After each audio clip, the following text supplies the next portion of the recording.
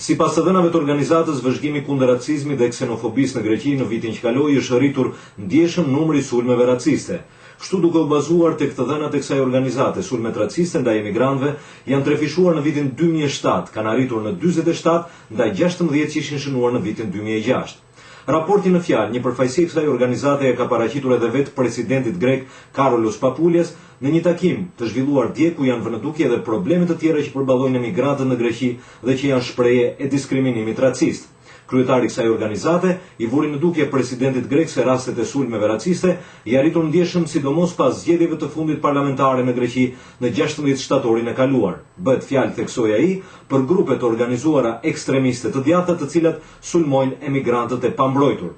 Si një veçori e këtij raporti, theksohet fakti se nëse dhuna ndaj emigrantëve shqiptar ishte më theksuar gjatë viteve të shkuara, në vitet e fundit sulmet raciste janë përqendruar ndaj emigrantëve arab, aziatik dhe afrikan, dhe kjo për faktin jo vetëm se emigrantët shqiptar janë integruar në një shkallë të lartë në shoqërinë greke, por edhe të rritjes së islamofobisë, një fenomen që ka përfshirë mbar Europën.